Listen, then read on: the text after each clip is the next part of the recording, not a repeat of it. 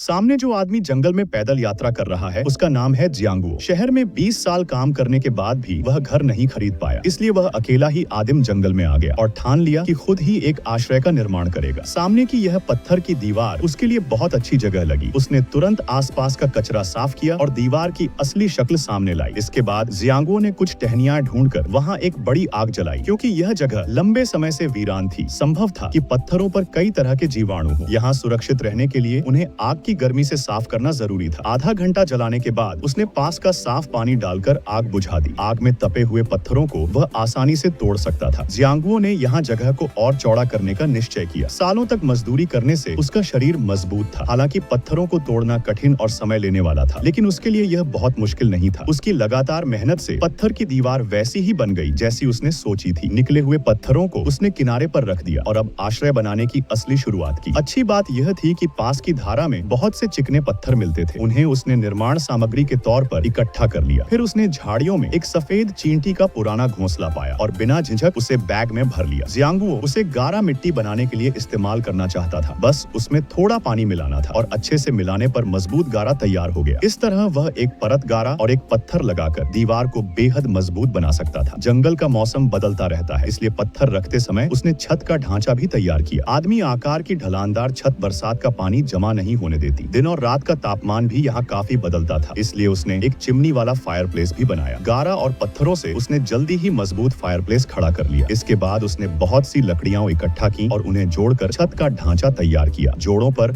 उसने लोहे की कीलें ठोककर मजबूती दी। फिर उसे छत पर रखकर लकड़ियों को एक एक कर फिट कर दिया। यह काम ताकतवर जियांगुओ के लिए आसान था। उसने एक छोटी जगह खाली छोड़ी ताकि वहाँ धुआं निकालने के लिए चिमनी लगाई जा सके। चिमनी बनाने का उपाय भी उसके पास था। उसने एक मोटा बांस काटा, अंदर का कचरा साफ किया और उसे छत में फिट कर दिया। नीचे की जगह पर गारा लगाकर सील किया ताकि धुआं और रिसकर अंदर न आ पाए। इससे वह कार्बन मोनोऑक्साइड से भी बच सकेगा। बचा हुआ गारा उसने व्यर्थ नहीं किया। छत की लकड़ियों के बीच के खाली हिस्सों पर उसने गारा अच्छी तरह मल दिया। इससे बारिश का पानी अंदर नहीं आ पाएगा। काम पूरा होने के बाद उसने फायरप्लेस में आग जलाई। इससे एक तरफ तो उसने चिमनी का धुआं निकलने का परीक्षण किया और दूसरी तरफ गारा भी जल्दी सूख कर मजबूत हो गया। अब उसने पत्थरों और गाड़े से घर के अंदर बिस्तर का ढांचा बनाया। फ्रेम के अंदर की जगह मिट्टी से भर दी और आराम से सोने के लिए ऊपर गारा लगाकर उसे समतल कर दिया। फिर उस पर चिकने और सपाट तख्ते रख दिए। इस तरह जंगल में ही एक मजबूत और आरामदायक बिस्तर तैयार हो गया।